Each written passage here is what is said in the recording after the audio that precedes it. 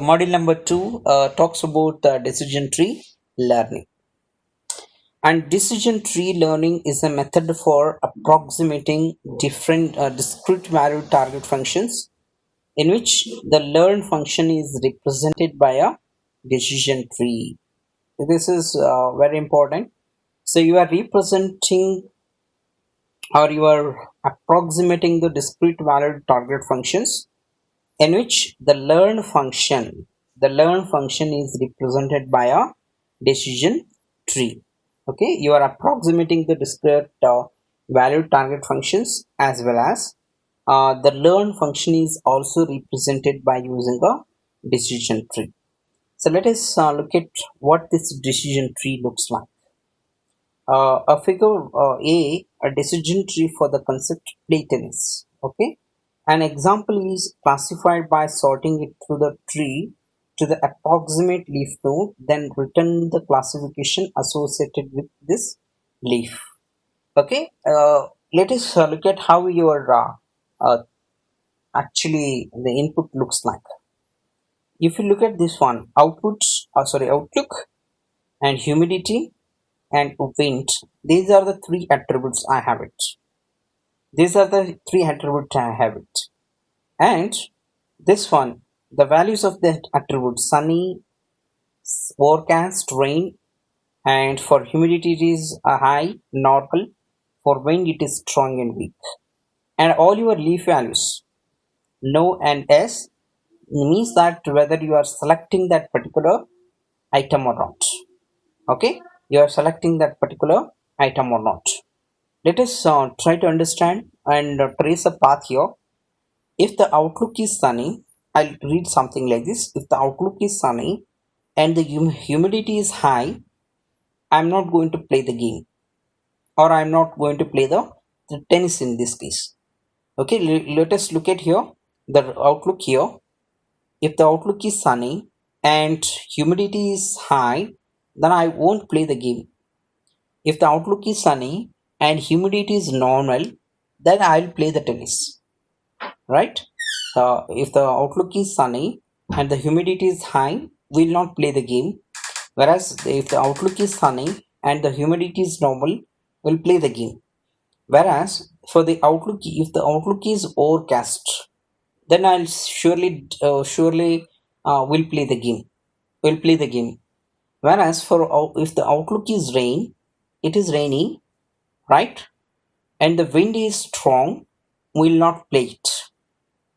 Okay, if the outlook is rainy, wind is strong, we'll not play it. Okay, because we cannot play tennis in a strong winds, right? That's why we cannot play it. But if the outlook is rainy and wind is weak, then we'll play it. It's not raining.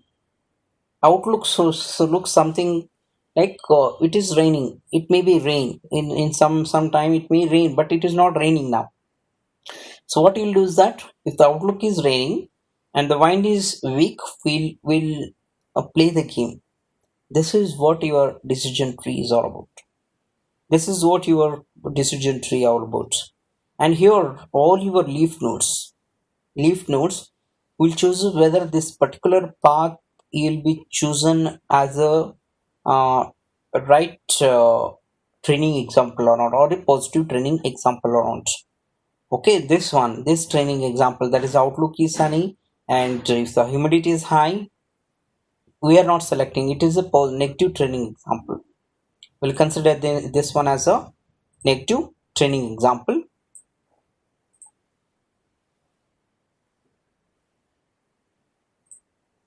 This is called as a negative training example. Whereas for humidity is normal and if the outlook is sunny and humidity is normal, we'll consider this one as a yes. And similarly for this one, if the outlook is overcast, that is neither it is raining nor it is sunny, it is cool temperature, so we'll play the game. So and similarly for outlook is rain and wind is strong, will not go for playing the tennis. And this one, right, if the outlook is rain and wind is weak, will give play. If you look at all these training the leaf values, They represent whether that particular training example is selected or it is taken into consideration as a positive training example or not. And the decision tree classifies instances by sorting them down the tree from the root to save some leaf node, which provides the classification of instances. This is the classification what you have read. So outlook sunny, humidity is high. This is one classification. This is another classification, third, fourth, and so. So overall, if you combine this one, S instances we got as, so which are the instances which are yes, yes, okay, and no instances. No instances. How many no instances they have? We are classifying it. Okay, the decision tree classify instances by sorting them down the tree from the root to some leaf node, which provides the classification of the instances. And uh, each node in the tree specifies a test of some attribute of the instances. This is a test what I have it. Outlook is sunny. This is a test. Humidity is high. This is another test. And each branch descending from that node corresponds to one of the possible values for that one of the possible values for this attribute. This is one possible value. Sunny is one possible value for outlook. Overcast is, and rain is one more possible value. Similarly for humidity, high and normal as the two possible values. For wind, it is strong and weak in an possible values, and corresponds to one of the possible values for this attribute. An instant is classified by starting at the root node of the tree, testing the attribute specified this node, moving down the tree branch corresponding to the value of the attribute in the given example. This process is then repeated for the subtree rooted at the root node. This is we have trees and subtree, right? So we are just starting from the root node. We'll go to this one. This is my subtree. So again we'll select one path here, right? And finally we'll go at the or we'll reach the final mm, leaf node, right? So this is how you can, an instance is classified by starting at the root node of the tree. You are just classifying the instances by just starting at the root node of the tree, testing the attribute specified by this node,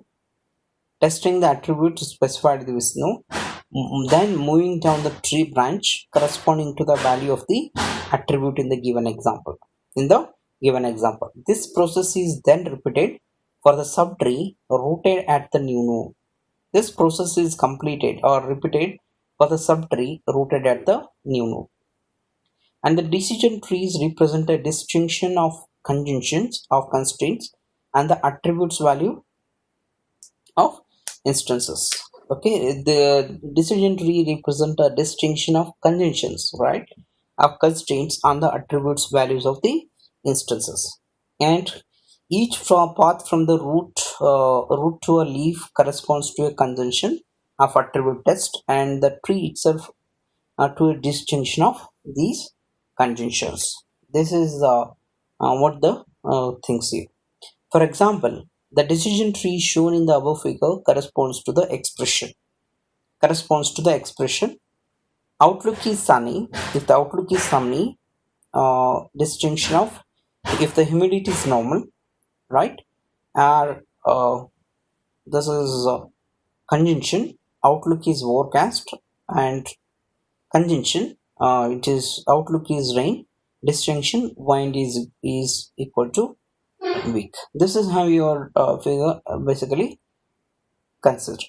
And appropriate problems for decision tree learning process, right?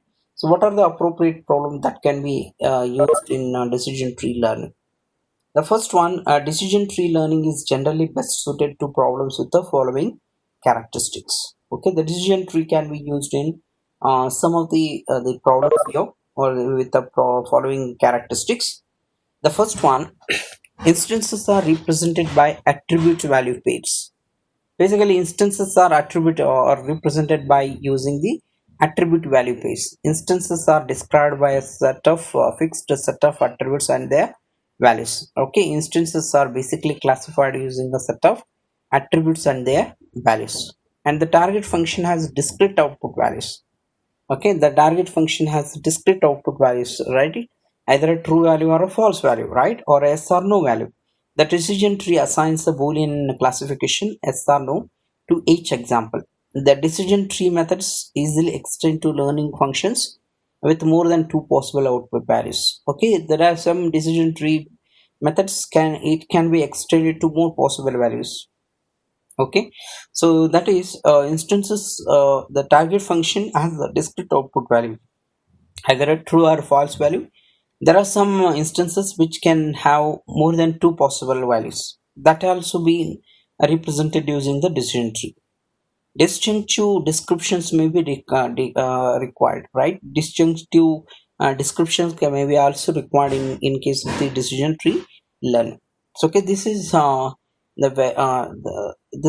these are the first three the problems that where we can use the decision tree learning algorithm. First one, instances are represented. If the instances are represented by attribute value pairs, what is that attribute? Attribute is outlook and its value is sunny, and humidity is an attribute and high is its value. Okay, similarly, outlook is an attribute and its value is forecast, right? So if you are able to represent, right, attribute value pairs, right, instance, if the instances are represented by using attribute value pairs, then you can make use of the decision tree learning. The target function has discrete output values. The target, if the target function has the discrete output values, discrete and in the sense many values or more than one value, right? Okay, here in the previous case we have two discrete values, either a true or the false value, and the distinctive descriptions may be required. You may require, if the distinctive description is required, then you can use the decision tree learning. The training data may contain some errors. If the training data contains some errors, then you are not sure whether this is correct or not, then the decision tree is is can be used, right? The learning methods are robust to errors, both errors in classification of the training examples and errors in the attribute values that describe these values. They are robust, they will eliminate all the errors in the training examples. And the training data may contain missing attribute values. The decision tree methods can be used even when some training examples have unknown values as well. This is very important as far as the decision tree algorithm is considered.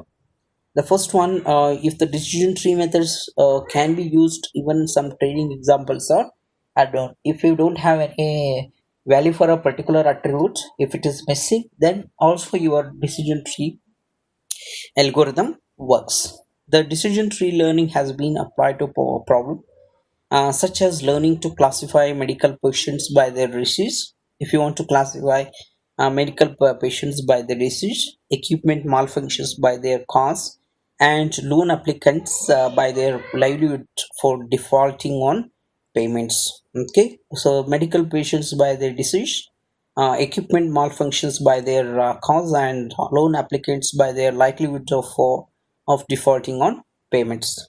And such problems in which the task is to classify examples into one of the discrete set of possible categories are often referred to as classification problems.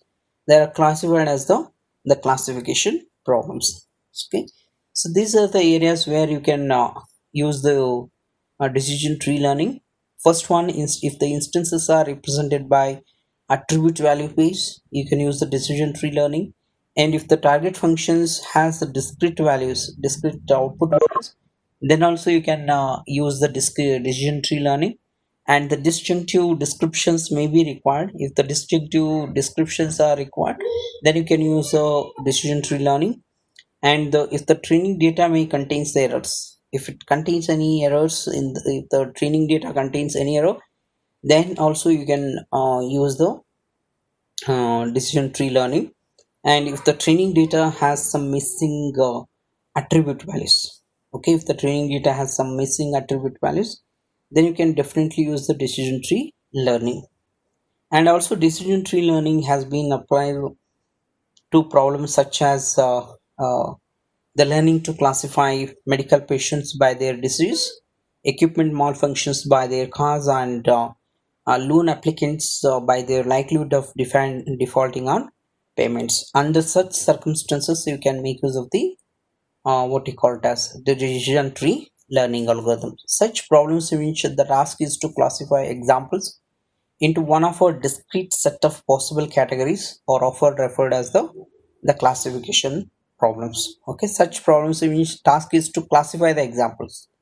Okay, if you are interested in classifying the instances training examples into a set of discrete set of possible categories into one of a discrete set of possible categories, then the whole problem we call it as the classification problem set is. And what is the basic decision learning algorithm? Let us look at that. The most algorithms that have been developed for learning decision trees are variations on a core algorithm that employs a top-down greedy search through the space of possible decision tree. This approach is exemplified by the I3 algorithm and its successor C4.5. Okay, you are just using an top-down greedy search algorithm, or also which is employed in decision tree learning algorithm, and it's space for possible decision tree, right? You can create a number of decision tree, right? This approach is exemplified by the ID3 algorithm and its successor C4.5 it is. Okay, and let us try to understand what is this ID3 algorithm is all about. Okay, the ID3 stands for iterative dichotomizer 3.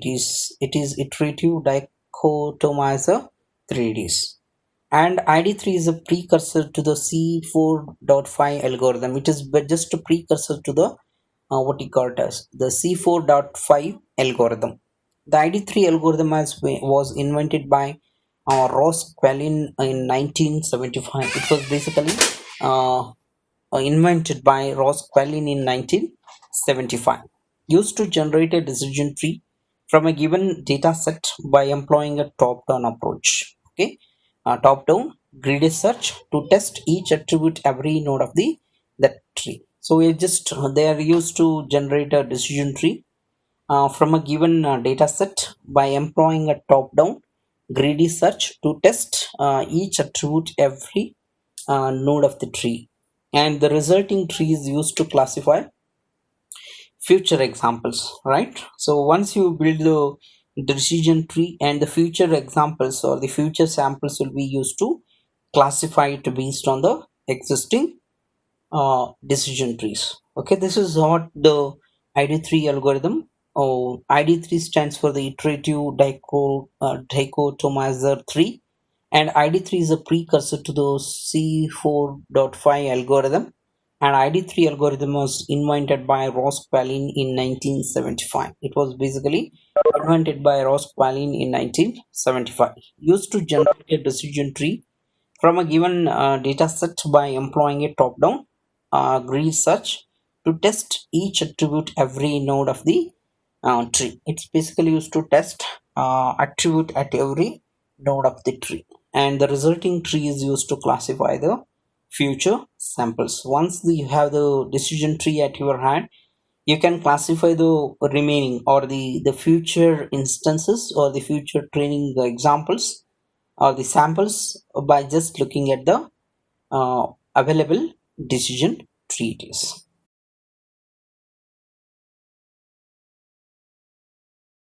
The samples, and let us begin with what this ID3 algorithm is all about and how actually it works it. And ID3 it basically has three attributes. Okay, and first one is the examples and the target attribute and the attributes. Okay, it has the examples and the target attribute and the attribute list. Examples of the training examples, whatever the training examples you have, all those training examples will fall under the examples. Target attribute is attributes whose values is to be predicted by the tree. The target attribute is the attribute that has to be predicted by the decision tree.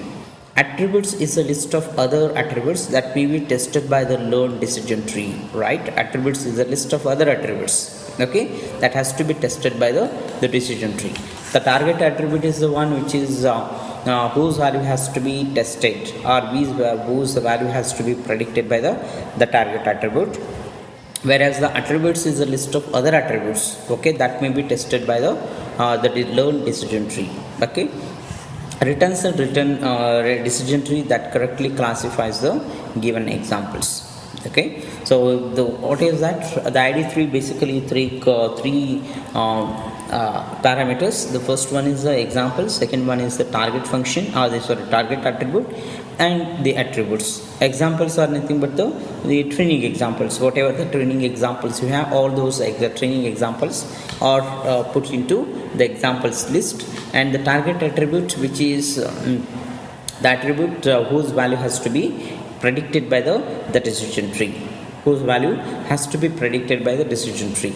And the attributes is a list of other attributes that may be tested by the learned decision tree, okay. These are the values that has to be tested by the learned decision tree. And after evaluating or after executing ID3, you will get a decision tree that basically that correctly classifies the given examples, whether that examples will fall under the category, or whether it will be accepted by the algorithm or not, okay. And so what is the procedure for the ID3 algorithm? The first one, create a root node for the tree. So okay, you begin with the first one, that is you have to create a root node for the tree, okay. So you are familiar with the list, right, or the trees in case of the data structures, okay. So we will begin, every tree will have one root node, right? Every tree has a root node, either it is a tree or a subtree, whatever it may be. Every tree is having a root node, right? So in this case as well, that is in the decision tree algorithm as well. So we have a tree containing one root node. For that one, you are supposed to start with creating a root node. That is a create a root node for the given tree. So whatever the tree you are just having it, okay. So you are just including that into, you are just creating a root node. If all the examples are positive, return the single node tree root with a label called as a equal to plus. If all the examples are positive, okay, if all the examples are positive, return the single node tree root with the label equal to plus. That is, if all the examples are positive, so you just return the root node as your decision tree.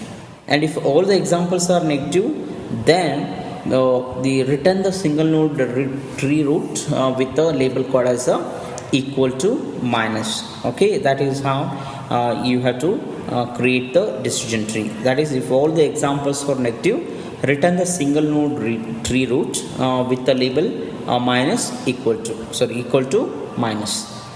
If attributes is empty, if the attribute doesn't contain anything, return the single node tree root with the label equal, most common value of the target attribute in examples.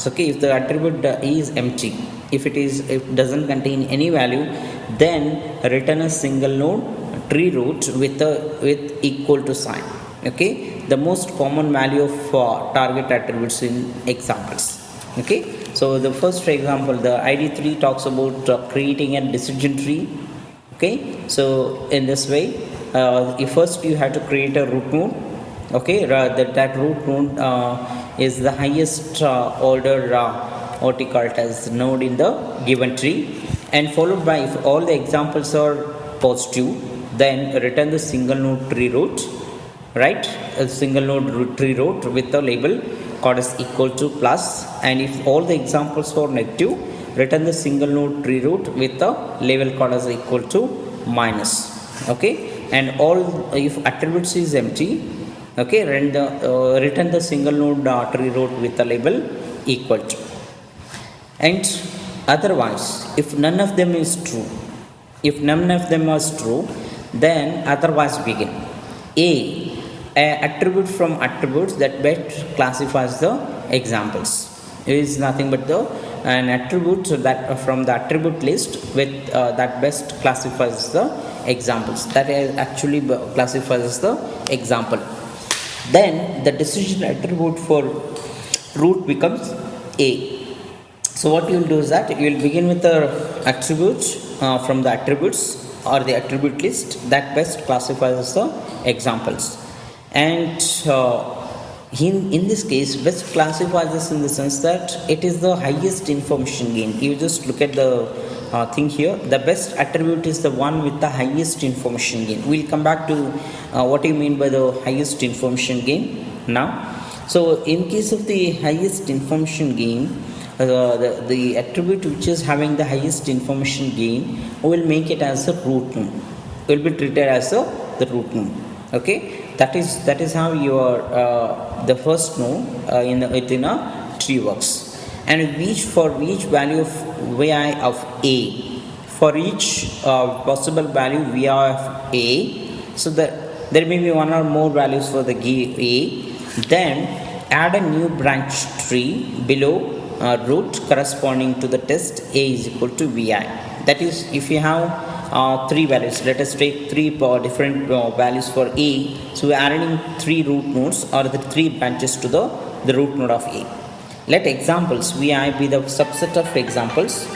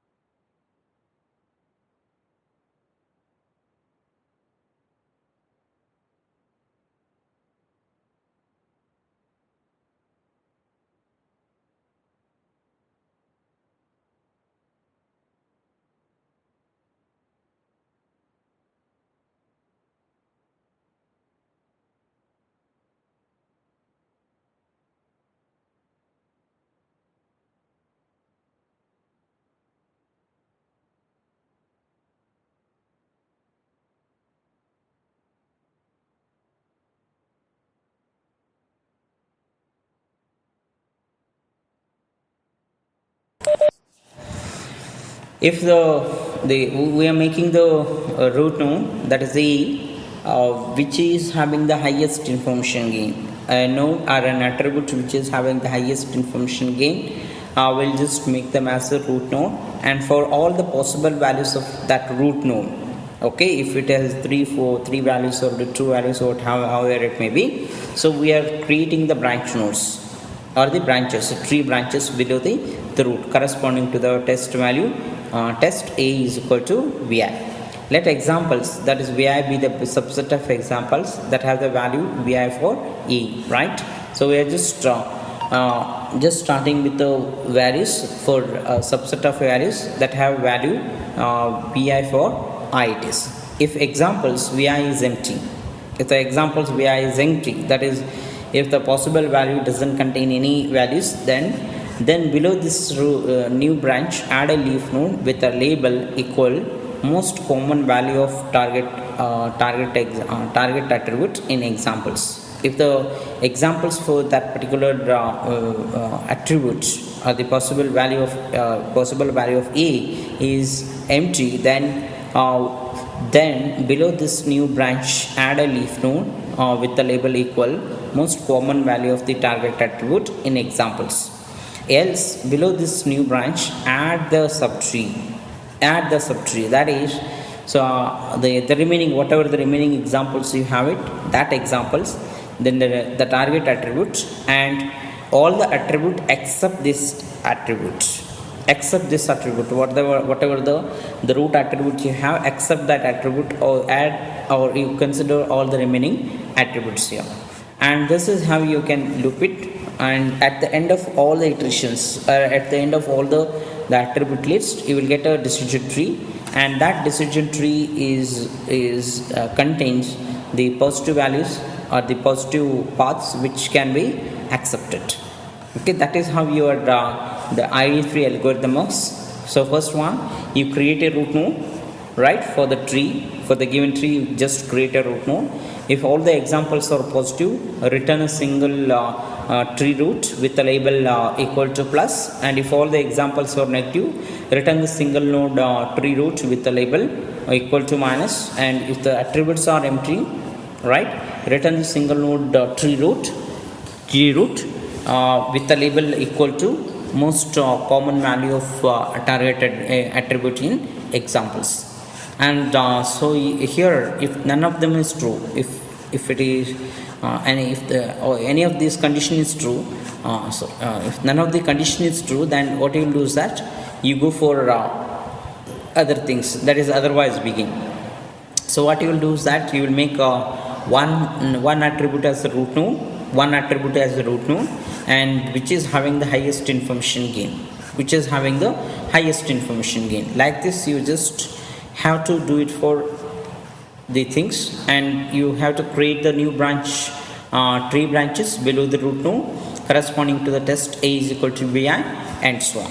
Okay, so this is how we can work on the ID3 algorithm.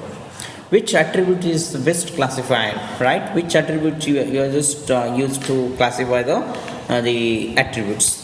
The central choice in the ID3 algorithm is selecting which attribute to test at each node in the tree. Okay, so you are just using the algorithm to select or to test each attribute at each node in the tree. A statistical property called information gain that measures how well a given attribute separates the training examples according to their target classifications. According to their classification, how your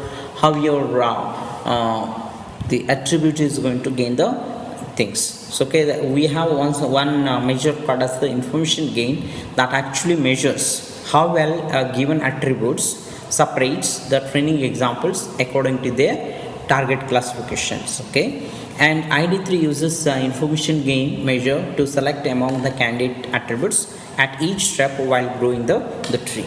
Okay, at each step we are selecting one attribute, and except that attribute will consider all of the remaining attributes, and will try to measure will try to calculate the information gain. Okay, and we'll choose one attribute which is having the highest information gain, and will place them as the root node of the subtree or the tree. Okay, that is how you can use the things. That is, an attribute which is having the highest information gain will be treated as the root node. So let us come back here. So you will go back to the one example here. This is my decision tree. And here we have three attributes: outlook, humidity, and the wind. Outlook is having the highest information gain over these two, that is the humidity and the wind. That's why outlook has been placed as a root node. It is placed as a root node. Okay, and these two, that is the humidity and wind, will make the subtree of this tree. It will make the subtree of this tree. So what is that subtree? Humidity is one subtree, and wind is another subtree, right? So with that one, so we are creating the nodes here.